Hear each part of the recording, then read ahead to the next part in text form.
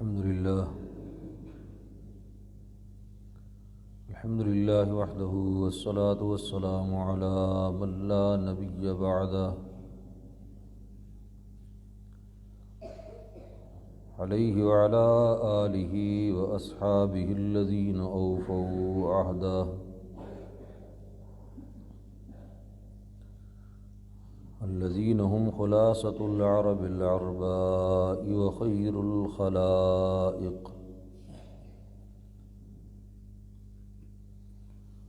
وخير الخلائق بعد الأنبياء هم كالنجوم في السماء للاهتداء والاقتداء الذين هم مفاتيح الرحمة والمصابيح الغرر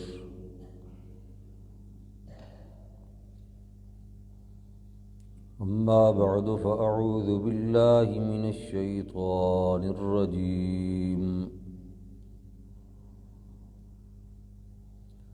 بسم الله الرحمن الرحيم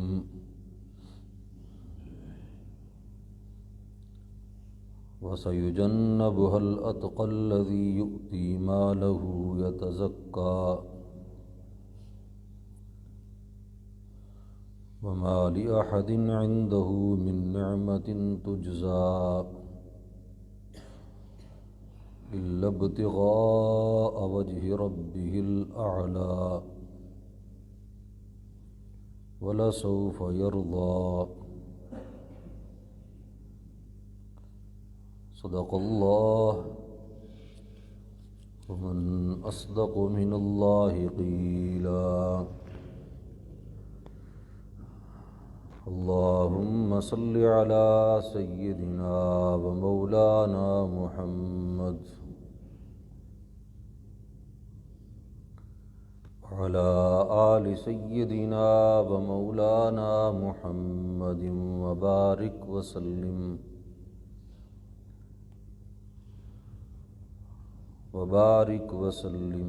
ثم صل عليه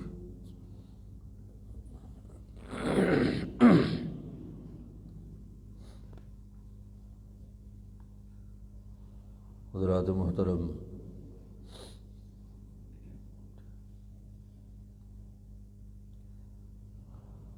سیرت خلفائے راشدین کے ضمن میں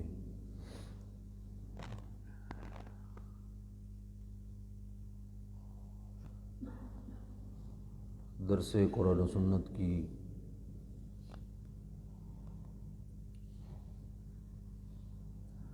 ایک بڑی مفصل تمہید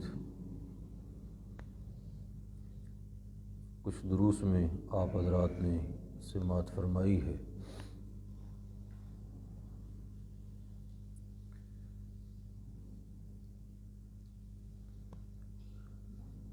جس میں ہم نے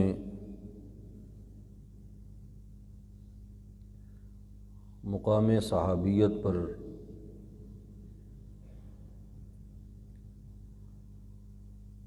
اور صحابہ کرام رضوان اللہ علیہم اجمعین کے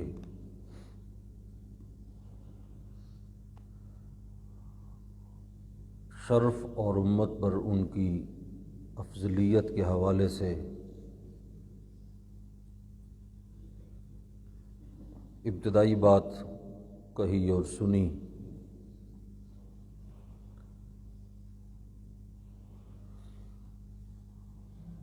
پھر رسول اللہ صلی اللہ علیہ وسلم کی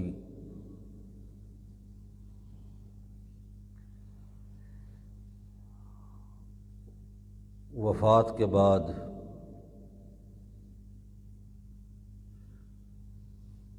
خلافت کے حوالے سے جو اہل سنت والجماعت کا نظریہ ہے،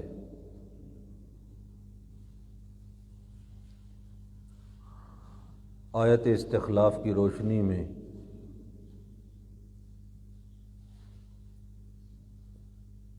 اس کو سمجھانے کی کوشش کی گئی۔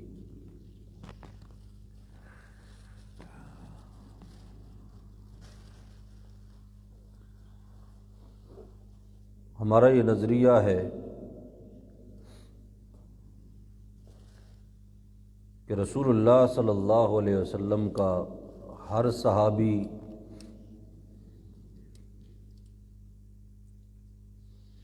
اپنی آخرت کے اعتبار سے کامیاب و کامران ہے اور جنتی ہے۔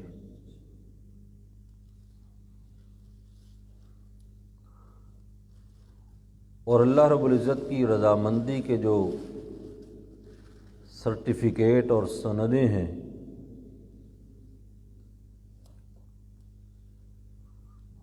اس کا تعلق ہر اس شخصیت کے ساتھ ہے کہ جس نے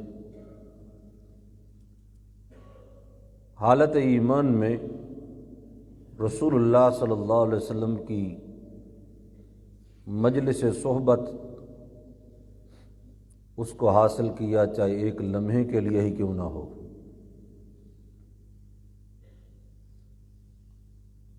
اور پھر اس کے بعد اقرار اسلام کے بعد اس کی وفات بھی اسی پر آئی۔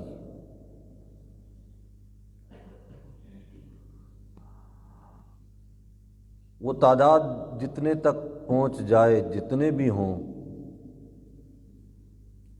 اجمالاً ہم ان کے متعلق یہی کہتے ہیں کہ یہ قرآن و سنت کا فیصلہ ہے۔ کلا وعد اللہ الحسنی، وہ سارے صحابہ جنتی ہیں۔ مکہ مکرمہ سے جب آپ نے ہجرت فرمائی تو آپ کے پاس آپ کے ساتھ جانے والے دو دو تین تین چار چار کی ٹولیاں کر کے مدینہ میں پہنچنے والے مہاجرین کی تعداد 80 کے لگ بھگ تھی۔ اتنے ہی پہلے حبشہ میں ہجرت کر چکے تھے۔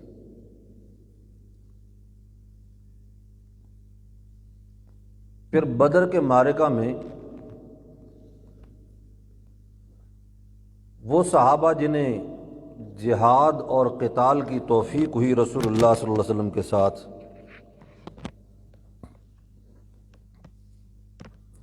ان کی تعداد مشہور قول کے مطابق 313 ہے۔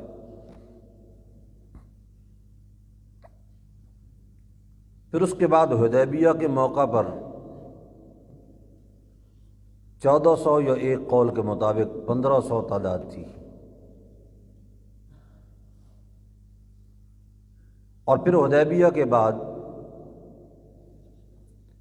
فتح مکہ کے لیے جب آپ مکہ مکرمہ میں اللہ کے گھر میں حاضر ہوئے تو اس وقت آپ کے پاس تعداد 10,000 تھی۔ پھر فتح مکہ کے بعد آپ حنین کی طرف متوجہ ہوئے تو صحابہ کرام کی تعداد 12,000 تھی۔ اور پھر اس کے بعد جب آپ نے اپنا حج مبارک فرمایا تو اس میں مختلف اقوال ہیں، 40,000 سے لے کر 90,000 تک اقوال ہیں۔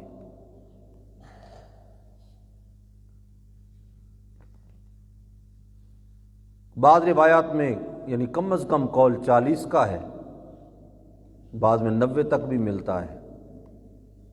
پھر اس کے بعد جب آپ تبوک کے لیے تشریف لے گئے، غزوہ تبوک میں، تو اس وقت صحابہ کرام کی تعداد یعنی آپ کے ساتھ جانے والوں کی تعداد 70,000 تھی۔ اور پھر آپ کی وفات کے وقت میں صحابہ کرام کی تعداد جو ہے مشہور قول کے مطابق 1.25 لاکھ تھی۔ اب بعض لوگوں نے یعنی اس میں مزید اعداد و شمار کے اعتبار سے کچھ گنجائش چھوڑی ہے کہ اس سے زیادہ ہو سکتے ہیں، کم نہیں ہو سکتے۔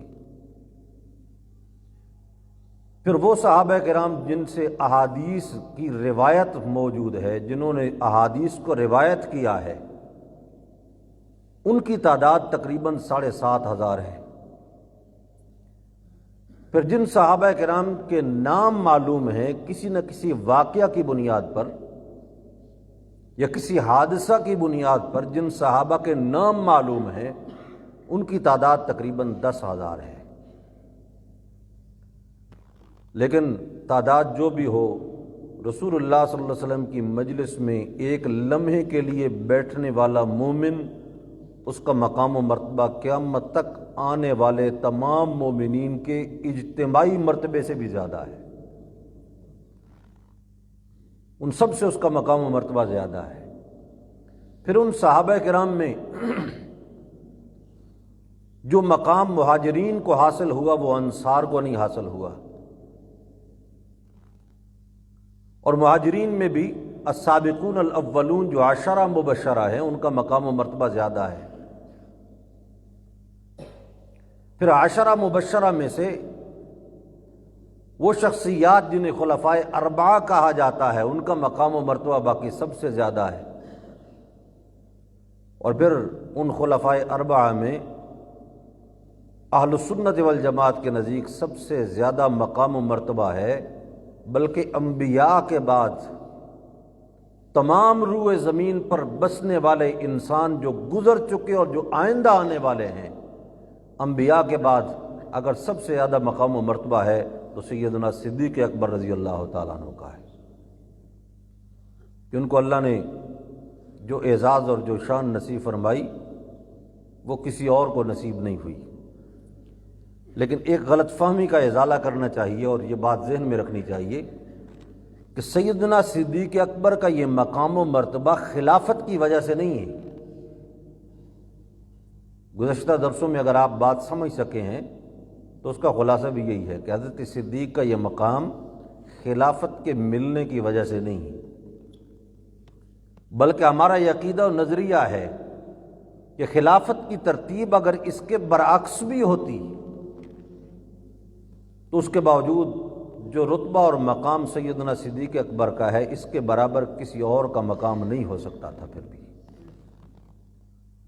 وہ الگ معاملہ ہے، اس لیے کہ خلافت کو ہم منسوس چیز نہیں سمجھتے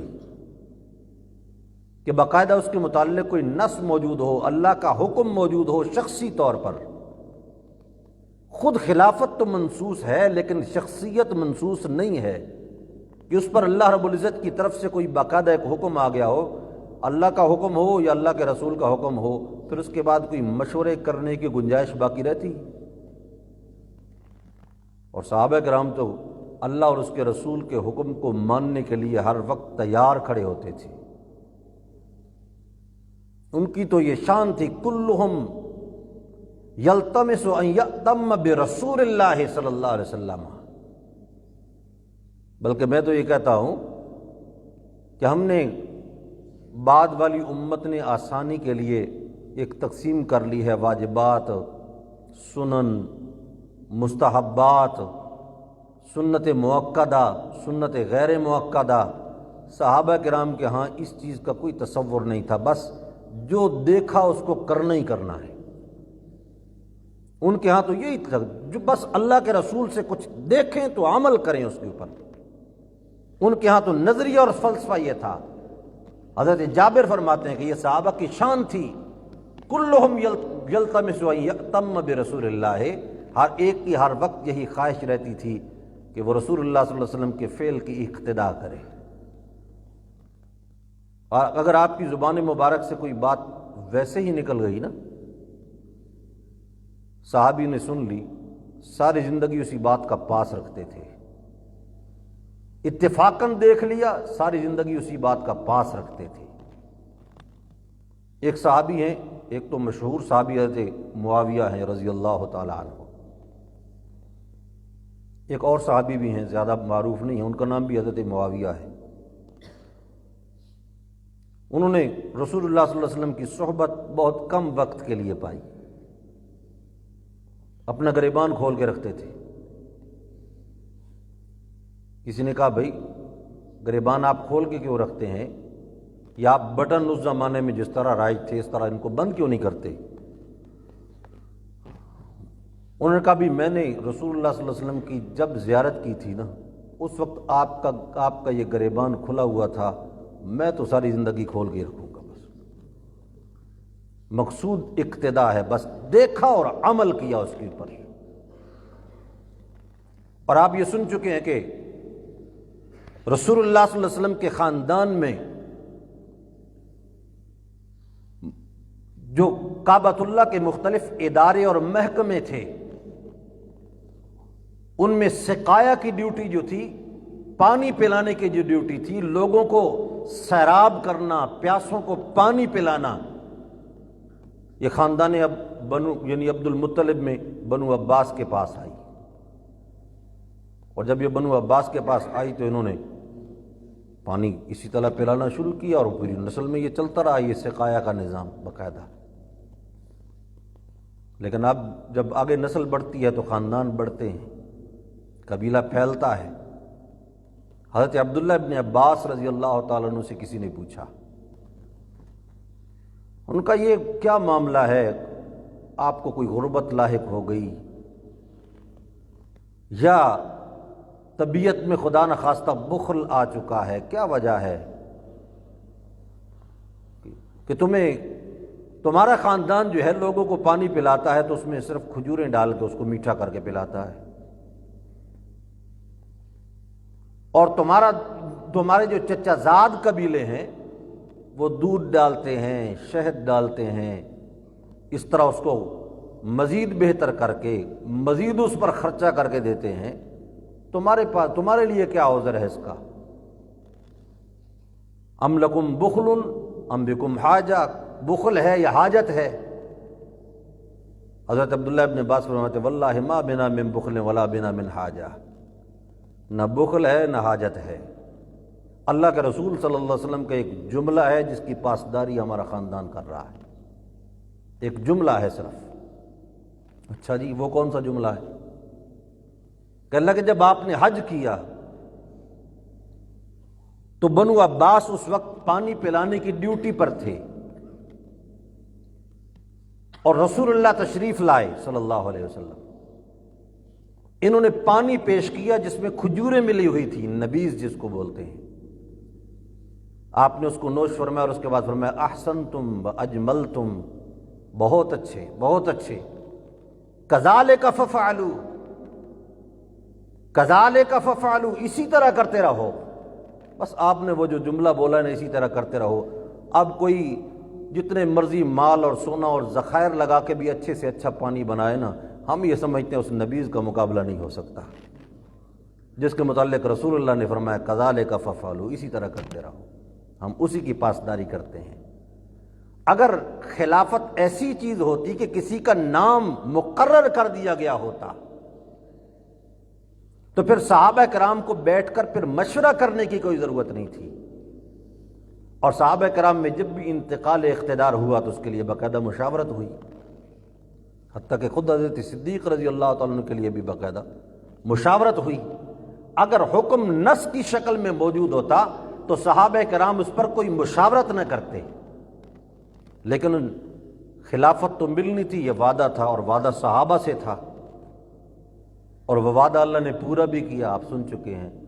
تو ہم یہ سمجھتے ہیں جس شکل میں پورا ہوا اسی شکل میں پورا ہونا یہ منشاء الہی تھا۔ اس وعدے کے پورا ہونے کے بعد ہم یہ کہتے ہیں کہ اس وعدے میں چونکہ ترتیب اللہ نے پورا کرنے میں یہ رکھی کہ اول نمبر صدیق اکبر کا ہے تو اب اس کو اول ماننا پڑے گا، دوسرا نمبر حضرت عمر کا ہے تو اس کو دوسرا ماننا پڑے گا، تیسرا نمبر حضرت عثمان کا ہے تو اس کو تیسرا ماننا پڑے گا، چوتھا نمبر اگر حضرت علی کا ہے تو اس کو چوتھا نمبر ماننا پڑے گا۔ لیکن یہ خلافت یہ ایک امور دنیا کی انجام دہی کے لیے ایک بہترین طریقہ ہے، عبادت کا بھی ایک گویا کہ ایک اعتبار سے یہ راستہ ہے، لیکن فضیلت کا دار و مدار صحابہ کرام میں خلافت پر نہیں ہے۔ اگر خلافت کی ترتیب اس کے علاوہ بھی ہوتی تو پھر بھی سب سے بڑا مقام و مرتبہ سیدنا صدیق اکبر کا ہوتا رضی اللہ تعالیٰ عنہ۔ ان کی نشانی عجیب ہے۔ رسول اللہ صلی اللہ علیہ وسلم نے ایک مرتبہ جنت کے دروازوں کا ذکر گنوایا کہ جنت کے 8 دروازے ہیں، مثلاً ایک نماز کا، ایک روزے کا، حج کا، جہاد کا، مختلف دروازے ہیں۔ اب اس کا یہ مطلب نہیں کہ جنت جو ہے وہ اتنی چھوٹی ہے کہ جس کے بس صرف ہیں ہی 8 دروازے۔ ایک مین گیٹ ہوتا ہے نا، تو اندر تو ہزاروں اور ہو سکتے ہیں، تو 8 بڑے بڑے دروازے ہیں، مرکزی دروازے ہیں اس کے۔ اب اس میں کسی پر ایک عبادت کا غلبہ زیادہ ہے تو وہ دروازہ آواز لگا رہے ہوگا میری طرف آؤ، دوسرے پر دوسری عبادت کا غلبہ زیادہ ہے تو آواز لگ رہی ہوگی ادھر آ جاؤ۔ اب ظاہر بات ہے جو نماز پڑھتا ہے وہ روزہ بھی رکھتا ہے، لیکن روزہ رکھنے کے ساتھ ساتھ اگر وہ نفلی روزے کا اہتمام زیادہ کرے تو اس میں یعنی اس عبادت کا غلبہ ہوا اس کی طبیعت پر، تو روزے والا دروازہ آواز لگا رہا ہے۔ کوئی شخص نوافل نماز زیادہ پڑھتا ہے تو ادھر سے آواز آ رہی ہے، کوئی سخاوت زیادہ کرتا ہے تو اس کو اس دروازے سے آواز آ رہی ہے۔ مختلف دروازے ہیں۔ سیدنا صدیق اکبر رضی اللہ تعالیٰ عنہ نے سوال کیا، یا رسول اللہ کوئی ایسا بھی ہوگا کہ جس کو 8 دروازے آواز لگا رہے ہوں؟ فرمایا ہوگا، اور اس کا نام صدیق اکبر ہے۔ اللہ ہوگا اور اس کا نام ابو بکر ہے، وہ صدیق ہے۔ اللہ، یہ اسی طرح اب ایک ہے آواز لگانا، آواز ہر طرف سے لگ رہی ہے، ورنہ ویسے تو کئی عبادات کے متعلق آپ نے فرمایا کہ جس دروازے سے مرضی چاہے جنت میں داخل ہو جائے، لیکن وہ آواز لگنا نہیں ہے۔ مثلا ایک عورت کے متعلق آپ نے فرمایا کہ المرأۃ اذا صلت خمسہا وصامت شہرہا واحسنت فرجہا واطاعت زوجہا فلتدخل بأی ابواب الجنت۔ فرمایا کہ عورت جس وقت 5 نمازیں بھی پڑھے، رمضان کے سارے روزے بھی رکھے، اور پھر اس کے ساتھ اپنے شرمگاہ کی حفاظت بھی کرے، خامند کی بات بھی مانے، جس دروازے سے مرضی چاہے جنت میں داخل ہو جائے۔ لیکن آواز لگنا، یہ پکار آنا، یہ الگ معاملہ ہے۔ ایک مرتبہ سید عائشہ رضی اللہ تعالیٰ عنہ کے سامنے رسول اللہ صلی اللہ علیہ وسلم نے جب حضرت صدیق کی فضیلت کو بیان کیا تو عجیب الفاظ میں، رات کا وقت ہے، ستارے ہیں، ایک مشہور روایت ہے۔ سید عائشہ پوچھتی ہیں یا رسول اللہ کہ جو آسمان کے اتنے ستارے ہیں، آسمان بھرا ہوا ہے ستاروں سے کہ جن کی تعداد بھی کسی کو معلوم نہیں سوائے اللہ کے، اتنی بڑی تعداد میں یہ آسمان کے دامن میں یہ روشن ستارے، اتنی کسی کی نیکیاں بھی ہوں گی؟ کسی کی نیکیاں بھی اتنی ہوں گی؟ سید عائشہ کی دل میں جو مراد ہے نا اصل، وہ یہی ہے کہ میرے باپ کا نام آئے گا سامنے، میرے باپ کا نام آئے گا۔ رسول اللہ نے فرمایا ہاں نیکیاں ہیں لیکن عمر ابن الخطاب کی۔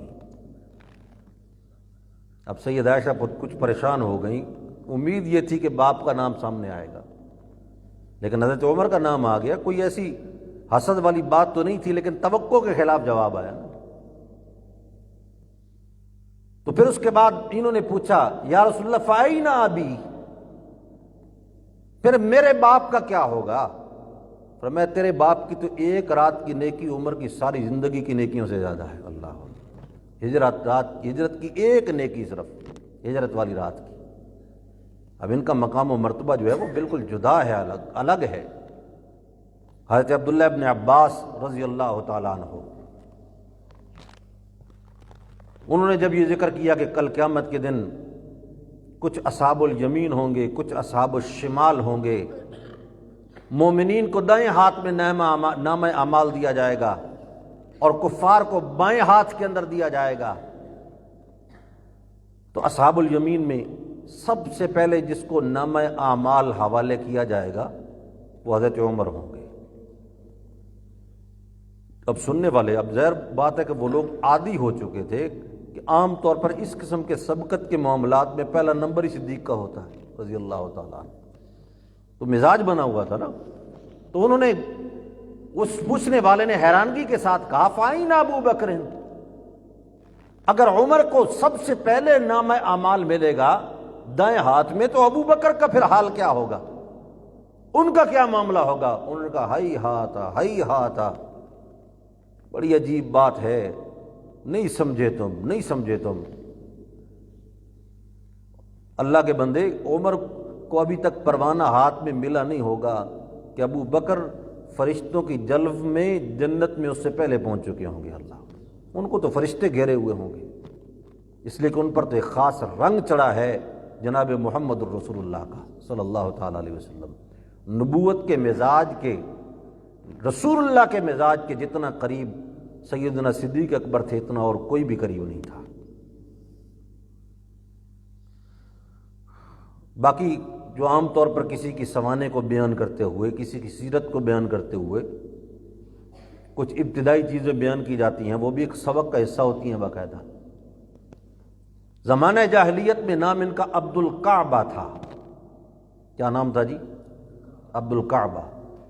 پھر مسلمان ہوئے تو عبداللہ بن گئے، تھوڑے سے فرق کے ساتھ، لیکن یہ بھی اللہ کی شان ہے نا کہ اس زمانے کے اندر یہ عبداللہ کا نام رکھنے کا رواج تو موجود تھا، لیکن بہت کم، اور نسبت جب ہوتی تھی یا خاندان کی طرف یا پتھر شجر حجر کی طرف یا بتوں کی طرف، کوئی عبد الشمس ہے، کوئی فلاں ہے، کوئی یہ ہے، کوئی وہ ہے، مختلف، یعنی اکثر شرکیہ نام رکھے جاتے تھے یا آباء و اجداد کی طرف نسبت کی جاتی تھی۔ لیکن ان کی بھی نسبت ہوئی اگر تو پھر بھی کعبۃ اللہ کی طرف ہوئی نا، کہ رخ پہلے سے اسی طرف مڑا ہوا ہے کعبۃ اللہ کی طرف، اور بعد میں نام ان کا عبداللہ بنا۔ اور لقب صدیق، عتیق، یہ دونوں لقب رسول اللہ صلی اللہ علیہ وسلم کی زبان مبارک سے ثابت ہیں، صدیق کا لقب بھی اور عتیق کا لقب بھی۔ تو عام طور پہ جب ان کا نام لکھا جاتا تو عبداللہ ابن ابی قحافہ، ابو قحافہ ان کے باپ ہیں، خاندان ان کا قریش ہے، 8ویں پشت میں رسول اللہ صلی اللہ علیہ وسلم کے ساتھ ملتے ہیں۔ مرہ نام کے جو آپ کے آباء و اجداد میں کلاب ابن مرہ جو نام آتا ہے، اس میں جا کر یہ سارے مل جاتے ہیں 8ویں پشت میں۔ اور 3 بیٹے ہیں، عبداللہ ابن ابی بکر، عبد الرحمن ابن ابی بکر، محمد ابن ابی بکر۔ یہ عبداللہ ابن ابی بکر جو ہیں، یہ غزوۃ الطائف میں، جس وقت آپ مکہ کو فتح کر کے حنین کی طرف گئے، پھر آپ نے طائف کا بھی محاصرہ کیا، اس میں زخمی ہو گئے تھے یہ، اور پھر اسی زخم کے ساتھ پھر مدینہ طیبہ واپس گئے، اور اسی زخم کی وجہ سے ان کی وفات ہوئی۔ 3 بیٹیاں ہیں، اسماء بنت ابی بکر جو کہ حضرت عبداللہ ابن الزبیر کی والدہ ہیں، سیدہ عائشہ صدیقہ رضی اللہ تعالیٰ عنہ، اور ایک ام کلثوم ہیں کہ ان کی وفات کے وقت وہ شکم مادر میں تھیں، ابھی تک ماں کے پیٹ کے اندر تھیں، اور ابتدا سے یعنی وہ دور جو ابھی قبل از اسلام کا دور تھا، مکہ مکرمہ کی معتبر ترین شخصیات میں شمار ہوتے تھے۔ لوگوں کی دیت، لوگوں کے تاوان کے فیصلے، لوگ اس قسم کے حساب و کتاب ان سے کرواتے تھے آ کر، اور اگر یہ کسی کی ضمانت دیتے تھے تو ان کی ضمانت کو معتبر مانا جاتا تھا، اور بچپن میں جناب رسول اللہ کے ساتھ تعلق تھا۔ اور یہ بھی اللہ کی شان ہے، آپ کی بھی کل عمر مبارک دنیاوی 63 برس، سیدنا صدیق اکبر کی بھی 63 برس، آپ سے 2 برس چھوٹے تھے، اور چند ماہ کا فرق تھا۔ وفات بھی اسی طرح ہوئی، آپ کی وفات کے بعد 2 سال 3 ماہ اور 9 دن تک خلافت رہی ان کی، اسی طرح پھر 63 برس کی عمر میں ان کی بھی وفات ہوئی۔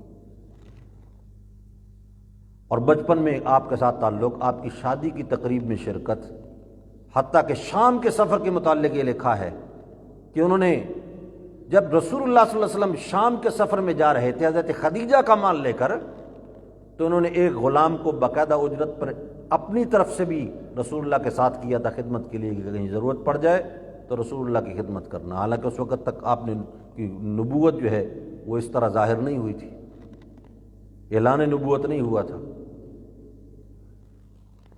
بچپن سے آپ کے ساتھ تعلق، اور شروع سے ایسے اوصاف ہیں کہ کبھی شراب کو ہاتھ نہیں لگایا، کبھی بت پرستی پہ آمادہ نہیں ہوئے، حالانکہ باپ بڑا خطرناک قسم کا بت پرست تھا، عام نہیں، خطرناک بت پرست تھا۔ وہ خطرناک ہی ہوتے ہیں نا کہ جو یہ سمجھتے ہیں کہ زیادہ سفر نہ کرنا پڑے، بت اپنے گھر کے اندر لاتے ہیں، دیواروں پہ سجا دیے، صبح صبح اٹھے اور ان کے سامنے ہاتھ باندھ کے کھڑے ہو گئے۔ اللہ تعالیٰ مسلمانوں کو، مسلمان کہلوانے والوں کو اس ذلت سے نجات نصیب فرمائے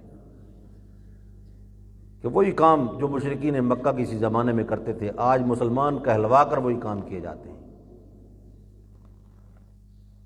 اور ہم نے خود اپنی نگاہوں سے دیکھا ہے کہ تصویریں لگا کر، شیخ عبد القادر جیلانی کی تصویر ہے جی، پھر ہاتھ باندھ کے کھڑے ہیں اس کے سامنے، وہی تمثال اور تماثیل جن کو مٹانے کے لیے رسول اللہ آئے تھے صلی اللہ علیہ وسلم، آج ان کے متعلق یہ تصور بن چکا ہے کہ آج ان کے فوٹوؤں کے سامنے کھڑے ہوتے ہیں، ہاتھ باندھتے ہیں تو ان کی روحیں خوش ہو کر متوجہ ہوتی ہیں اور ہمارے کام بن جاتے ہیں۔ اور پھر شیخ عبد القادر جیلانی کو، جن کی ساری زندگی اللہ کی توحید کے اندر گزری، ان کے ایک نام کو استعمال کر کے شرک کے وہ بازار گرم کیے گئے کہ الامان والحفیظ۔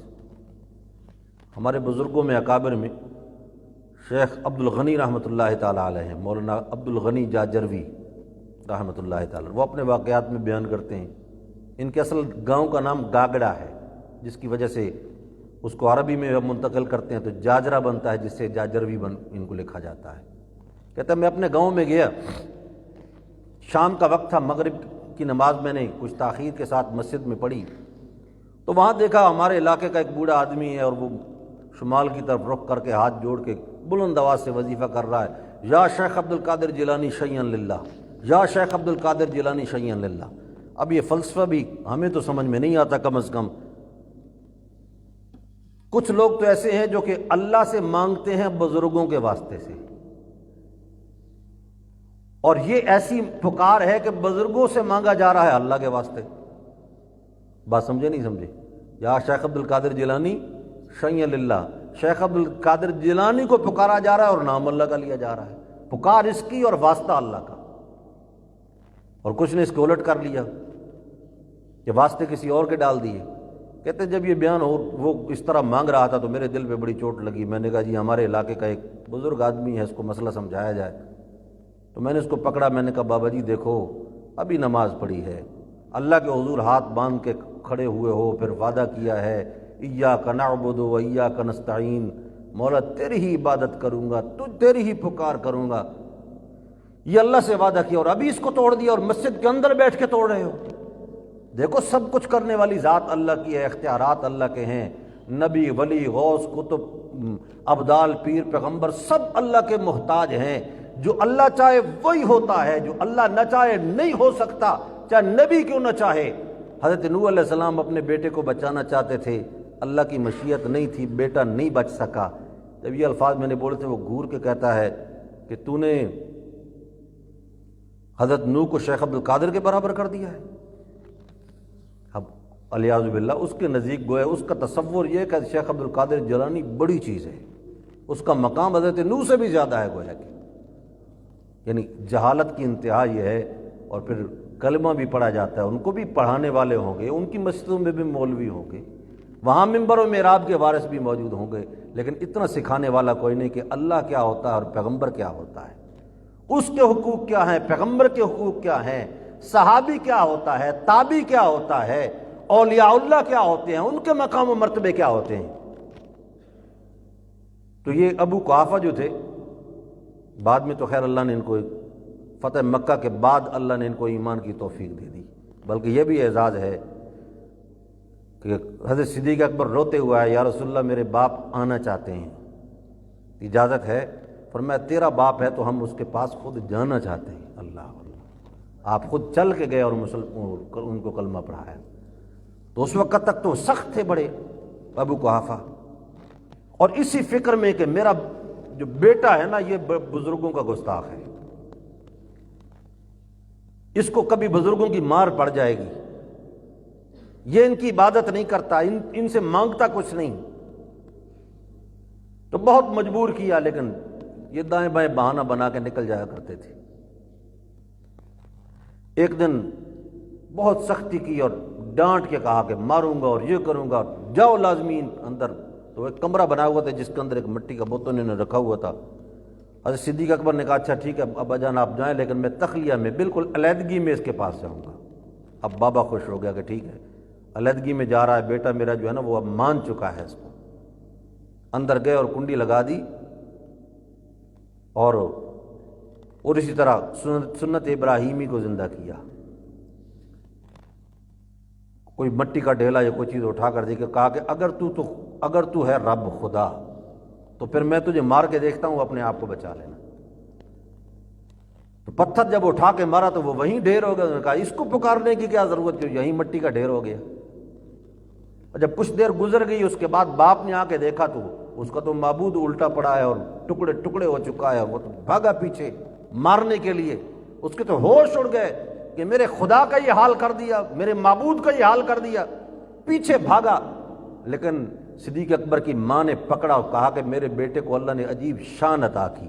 اب بعض روایات میں یہ الفاظ بھی ہیں، سند کے اوپر شاید کلام بھی ہو سکتا ہے، وہاں پر یہ ہے کہ یہ بچہ میرے پیٹ میں تھا تو مجھے اللہ کی طرف سے خوابوں میں یہ آوازیں آتی تھیں کہ یا امت اللہ ابشری بالتحقیق بالولد العتیق ولقبہ فی السماء صدیق ولمحمد رفیق صلی اللہ تعالی علیہ وسلم، کہ مجھے یہ عجیب و غریب آوازیں آتی تھی، یہ کوئی عام بچہ نہیں ہے، شان والا بچہ ہے۔ مجھے یہ بشارت ملتی تھی کہ اللہ کی باندھی خوش ہو جاؤ، ایک عتیق اور آزاد بچہ پیدا ہوگا جس کا لقب آسمان میں صدیق ہے، اور وہ محمد الرسول اللہ صلی اللہ علیہ وسلم کا رفیق ہے۔ تو رفاقت تو تھی، اس میں کوئی شک و شبہ نہیں، ہر اعتبار سے رفاقت تھی۔ بچپن کی رفاقت الگ ہے، پھر نبوت رسول اللہ کو جب ملی آپ کی زبان سے اعلان کے انتظار میں تھے، ادھر اعلان نکلا ادھر اسلام قبول کر لیا، اللہ اسلام قبول کیا۔ پھر اس کے بعد ہجرت کے سفر میں آپ کے ساتھ ہیں، پھر اس طرح رفاقت تھی اور نبھائی، اور اللہ نے دنیا والوں کو دکھایا کہ آج تک ساتھ ہیں اور قیامت کے دن بھی اکٹھے اٹھیں گے۔ اللہ اکبر، یہ کوئی معمولی مقام تو نہیں ہے۔ پھر ان کی جو اولیت ہے اسلام کے اعتبار سے، انشاءاللہ لقب جو صدیق اور عتیق ہے اس پر بعد میں بات کرتے ہیں، ان کی جو اولیت ہے اس کے متعلق بعض لوگوں نے کہا دیکھو جی سب سے پہلے اسلام کو قبول کرنے والے حضرت علی ہیں رضی اللہ تعالیٰ عنہ۔ ایک قول یہ ہے کہ سب سے پہلے اسلام قبول کرنے والی سیدہ خدیجہ الکبریٰ ہیں رضی اللہ تعالیٰ عنہ۔ ایک قول یہ ہے کہ حضرت زید بن حارثہ ہیں سب سے پہلے اسلام قبول کرنے والے، اور ایک قول یہ ہے کہ حضرت صدیق اکبر ہیں۔ لیکن علماء نے یہ لکھا کہ ان چاروں اقوال میں کوئی تعارض نہیں، اپنی اپنی جگہ پر سارے درست ہیں، اس لیے کہ ان میں اگر چاروں کو دیکھا جائے تو ان میں سے ہر ایک طبقے کا نمائندہ ہے۔ حضرت علی 10 سال کی عمر کے ہیں، وہ بچوں کے نمائندہ ہیں۔ سیدہ خدیجہ عورتوں کی نمائندہ ہیں۔ زید بن حارثہ غلاموں کے نمائندہ ہیں، اور سیدنا صدیق اکبر مکہ کے باشعور طبقے میں بڑی عمر کے لوگوں میں ذمہ دار لوگوں کے نمائندہ ہیں۔ اس حیثیت سے سیدنا صدیق اکبر رضی اللہ تعالیٰ عنہ کے اسلام سے اسلام کو تقویت حاصل ہوئی، اور وہ مردوں میں سے بڑے لوگوں میں سے سب سے پہلے ان کا اسلام ہے۔ پھر اگر آپ دیکھیں دوسری بات ایک اور لحاظ سے بھی، اس میں کسی کو کوئی تقابل کرنا، کسی کی شان کو بڑا یا چھوٹا کرنا نہ ہم یہ چاہتے ہیں، نہ ہمارے بس میں ہے، نہ ہمارا ایمان و نظریہ ہے، اور نہ یہ کر سکتا ہے کوئی۔ لیکن آپ یہ دیکھیں سیدہ خدیجہ کون ہے؟ رسول اللہ کی بیوی ہے نا صلی اللہ تعالیٰ علیہ وسلم، گھر کی ہے۔ حضرت علی کون ہے؟ آپ تو کہیں گے رسول اللہ صلی اللہ علیہ وسلم کے چچا زاد بھائی ہیں، لیکن ان کی ایک اور نسبت بھی ہے کہ وہ رسول اللہ کے لے پالک بھی ہیں، آپ کے بیٹے ہیں، گویا کہ لے پالک ہیں، اس لیے کہ ابو طالب کی اولاد کو خاندان میں تقسیم کیا گیا تھا ان کی غربت اور ناداری کی وجہ سے، اور حضرت علی کو پالنے کی، ان کی تربیت کرنے کی ذمہ داری جناب محمد الرسول اللہ نے لی تھی صلی اللہ تعالیٰ علیہ وسلم۔ اور زید بن حارثہ کون ہیں؟ یہ سیدہ خدیجہ کے غلام تھے، بعد میں رسول اللہ کے غلام بن گئے۔ انہوں نے شادی کے بعد رسول اللہ صلی اللہ علیہ وسلم کے حوالے کر دیا، آپ کے غلام بن گئے یہ زید بن حارثہ، یہ تو سارے گھر کے افراد ہوئے نا، آقا اور مولا کا تعلق ہے، اور اسی طرح خامد اور بیوی کا تعلق ہے، باپ اور بیٹے کا تعلق ہے، لیکن گھر سے باہر کے افراد میں اگر دیکھو تو یہ کمال کی بات ہے کہ سب سے پہلے اسلام لانے والے سیدنا صدیق اکبر ہیں رضی اللہ تعالیٰ عنہ۔ کوئی معجزہ نہیں مانگا، کسی چیز کا مطالبہ نہیں کیا، بس انتظار میں ہیں، ادھر اعلان نبوت ہوا، ادھر آپ نے قبول کر لیا۔ اور پھر ایک اور اعزاز ان کا، اور یہ انتہائی حیران کن اعزاز ہے جس پر توجہ بہت کم لوگوں کی جاتی ہے۔ عشرہ مبشرہ کے نام تو آپ کو یقیناً ہوں گے، اجتماعی طور پہ اکٹھے کسی کو یاد نہ آئے تو ذہن میں ہوتا ہے خال خال کے فلاں فلاں عشرہ مبشرہ ہیں۔ یہ کون صحابہ ہیں؟ صحابی تو سارے جنتی ہیں نا، لیکن عشرہ مبشرہ وہ ہیں کہ جن کا الگ مستقل نام لے کر آپ نے فرمایا یہ جنتی ہے، وہ عشرہ مبشرہ ہیں۔ ان 10 کے متعلق ہر ایک کا نام لے کر آپ نے فرمایا، اور صحیح مسلم میں وہ سارے نام اکٹھے بھی ذکر ہیں، آپ نے اکٹھے بھی غالباً ایک روایت میں اس کو بھی بیان کیا۔ تو ان 10 کے نام ہیں باقاعدہ۔ ان عشرہ مبشرہ میں سیدنا صدیق اکبر کو اسلام کی توفیق ہوئی رسول اللہ کے ہاتھ پر، اور جنت کی خوشخبری بھی مل گئی۔ اور ان عشرہ مبشرہ میں 5 کو اسلام لانے کی توفیق ہوئی صدیق اکبر کے ہاتھ پر، اور ان کو بھی جنت کی خوشخبری مل گئی۔ اللہ اکبر۔ سیدنا عثمان نے اسلام قبول کیا صدیق اکبر کے ہاتھ پر، حضرت زبیر نے، حضرت عبد الرحمن ابن عوف نے، حضرت سعد ابن ابی وقاص نے، حضرت طلحہ نے، انہوں نے اسلام قبول کیا حضرت صدیق اکبر کے ہاتھ پر۔ تو یہ بھی ایک بہت بڑا اعزاز اور بہت بڑی شان ہے۔ پھر یہ لقب صدیق کیوں ملا؟ اس کی ایک وجہ تو یہ بیان کی گئی کہ خود رسول اللہ نے اس کو استعمال فرمایا صلی اللہ تعالیٰ علیہ وسلم۔ اب مختلف روایات ہیں، بعض روایات میں کوہ صبیر کا ذکر ہے، اور بعض روایات میں کوہ صفا کا ذکر ہے، یا احد کا ذکر ہے، جبل احد کا ذکر، کہ وہ ہل رہا تھا اور آپ اس پر تشریف فرما تھے، تو آپ نے اس کو فرمایا، یعنی حکمن کا اسبت، ٹھہر جاؤ، ما علیک الا نبی و صدیق و شہیدان، اور میں تیرے پر کون ہے؟ ایک نبی ہے اور ایک صدیق ہے اور 2 شہید ہیں۔ تو آپ نے خود حضرت صدیق کا وہاں پر لقب جو اس کا تذکرہ فرمایا۔ لیکن علماء کے نزدیک اس کا جو اصل واقعہ اور سبب ہے صدیق کے لقب کا، وہ یہ ہے کہ جب آپ معراج کے لیے تشریف لے گئے، معراج سے واپس آنے کے بعد سب سے پہلے آپ کے اس یعنی دعوے کی تصدیق کرنے والے سیدنا صدیق اکبر تھے، کہ جب مشرکین نے مذاق اڑایا، جب آپ نے یہ بتلایا نا کہ مسجد اقصیٰ بھی دیکھی، پھر اس کے بعد آسمانوں کی بھی سیر کی، جنت و دوزخ کے بعد مناظر بھی دیکھے، انبیاء سے ملاقاتیں بھی ہوئیں، اب انہوں نے مذاق اڑانا شروع کر دی۔ اتفاق سے سیدنا صدیق اکبر نے ان تک یہ بات نہیں پہنچی تھی۔ ابو جہل گیا، اس نے کہا آج موقع ہے برگشتہ کرنے کا، ہٹا دیں گے ان سے۔ دروازہ کھٹکھٹایا اور نکلا، اس نے کہا بھائی یہ بات عجیب نہیں ہو گئی؟ ایک آدمی دعویٰ کر رہا ہے کہ میں رات کے ایک تھوڑے سے حصے میں بیت المقدس سے ہو کے آ گیا، تیرا کیا خیال ہے، یہ سچ ہو سکتا ہے؟ حضرت صدیق نے کہا بھائی سچی کھل کے بات کرو، کیا کہنا چاہتے ہو؟ اس نے کہا وہ آدمی یہ بھی کہتا ہے کہ بیت المقدس تک گیا ہوں، اور تیز رفتار کے سواری پر آدمی جائے تو 1 مہینہ لگتا ہے۔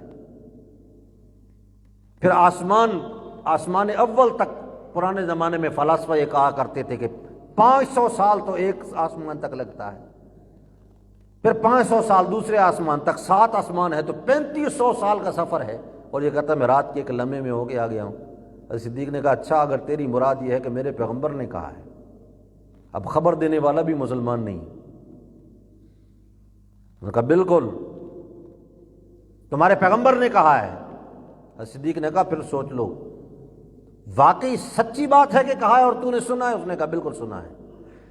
اب اس زمانے میں کفار بھی اس قسم کی مجالس میں جھوٹ بولنے کو عار اور عیب سمجھتے تھے، اس لیے پوچھا کیوں بھائی سچی بات ہے؟ اس نے کہا جی بالکل سچی بات ہے۔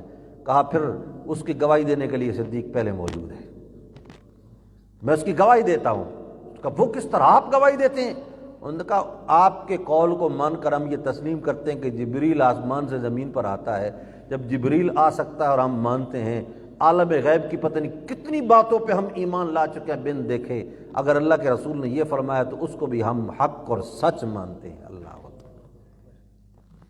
اور صرف یہیں تک نہیں، حضرت محمد باقر رحمہ اللہ تعالی، آپ نے نام سنا ہوگا، یہ یعنی اولاد النبی صلی اللہ علیہ وسلم میں سے، جن کو وہ دوسرے لوگ جو ہیں باقاعدہ امام کا درجہ دیتے ہیں، امام جعفر، امام باقر۔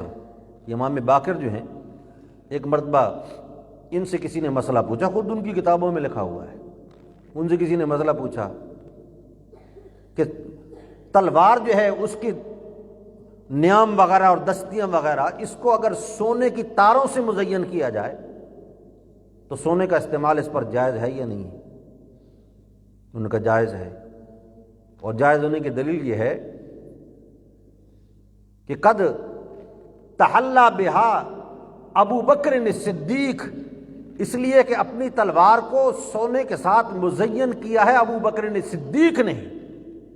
جب اس نے سنا نا کہ حضرت ابو بکر کے ساتھ صدیق کا لفظ بولا، انت تقول لہ صدیق، اس نے کہا آپ بھی ان کو صدیق کہتے ہیں؟ انہوں نے جواب میں کہا ہاں، هو الصدیق هو الصدیق هو الصدیق ومن لم يصدقه فلا صدق اللہ قولہ، میں وہ صدیق ہے، وہ صدیق ہے، وہ صدیق ہے، اور جس کو صدیق نہ مانے اللہ اس کو ساری زندگی جھوٹ میں مبتلا رکھے، بے شک اس کی کوئی بات سچی نہ ہوگی۔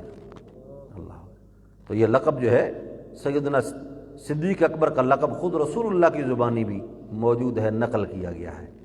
اسی طرح لفظ عتیق، عتیق کا معنی آزاد ہونے والا، فرمایا کہ من اراد ان ينظر الى رجل من اہل الجنہ، فرمایا جو شخص جنتیوں میں سے کسی کو دیکھنا چاہے اس کو چاہیے کہ اس کو دیکھے کہ یہ صدیق جو ہے ھذا عتیق من النار، اللہ نے اس کو دوزخ سے آزاد کیا ہوا ہے، یہ عتیق من النار ہے۔ تو اس لیے ان کا ایک لقب صدیق ہے اور ایک لقب عتیق ہے۔ انشاءاللہ باقی مضمون آئندہ درس میں اللہ رب العزت صحیح طور پر قرآن و سنت کو سمجھنے کی، عمل کرنے کی توفیق نصیب فرمائے۔ وما علینا الا البلاغ المبین۔ الحمدللہ رب العالمین والعاقبۃ للمتقین والصلاۃ والسلام علی سیدنا محمد وآلہ وصحبہ اجمعین۔ رب اغفر وارحم انت خیر الراحمین، اللہم اعنا علی ذکرک وشکرک وحسن عبادتک، ربنا لا تزغ قلوبنا بعد اذ ہدیتنا وہب لنا من لدنک رحمہ انک انت الوہاب، ربنا اتمم لنا نورنا وکفر عنا سیئاتنا وتوفنا مع الابرار، اللهم احسن عاقبتنا في الامور كلها واجرنا من خزي الدنيا ومن عذاب الاخرہ۔ یا الہ العالمین، تمام حاضرین مجلس کے صغیرہ کبیرہ گناہوں کو معاف فرما۔ یا اللہ، ہم گناہ گار ہیں، خطا کار ہیں، سیاہ کار ہیں، ہمیں اپنے گناہوں کا اعتراف ہے، اور تیرے دربار میں اپنے گناہوں کا اعتراف کرنے والا شخص کبھی محروم نہیں رہتا۔ یا اللہ، ہم اپنے گناہوں کا اعتراف کرتے ہوئے تو اس سے معافی کے طلبگار ہیں۔ یا اللہ، ہمارے گناہوں کو معاف فرما۔ یا رب العالمین، ہمیں سچی توبہ کی توفیق نصیب فرما، ایسی توبہ کی توفیق دے جو آپ کے قرب کا ذریعہ بنے، آپ کی محبت کا ذریعہ بنے، قلوب کی صفائی کا ذریعہ بنے، آپ کی ولایت کا ذریعہ بنے۔ یا رب العالمین، اپنے نبی حضرت محمد الرسول اللہ صلی اللہ تعالیٰ علیہ وسلم سے سچی سچی محبت نصیب فرما، آپ کے نورانی طریقوں پہ چلنے کی توفیق نصیب فرما، بدعات سے اجتناب کی توفیق نصیب فرما، ناجائز رسومات سے اجتناب کی توفیق نصیب فرما، دین متین پہ عمل کرنے کی توفیق نصیب فرما، اسلام کو سر بلند فرما، اسلام کا بول بالا فرما، کفر کا منہ کالا فرما۔ یا رب العالمین، یہود و حنود کی سازشوں کو ختم فرما۔ یا رب العالمین، یہود و نصارہ کی قوتوں کو کمزور فرما۔ یا رب العالمین، جہاں جہاں دین کے جس شعبے میں جس انداز سے کام ہو رہا ہے، یا اللہ رب سب کو شرف قبولیت نصیب فرما، برکتیں نصیب فرما۔ یا رب العالمین، دین کا بول بالا فرما۔ یا رب العالمین، جتنی زندگی گزرے آپ کے احکام کو مانتے ہوئے گزرے، جب اس دنیا سے رخصت ہوں زبانوں پہ یہ کلمہ جاری ہو، لا الہ الا اللہ محمد الرسول اللہ، وصلی اللہ تعالیٰ علی خیر خلقہ محمد وآلہ وصحبہ اجمعین، آمین برحمتک یا ارحم الراحمین۔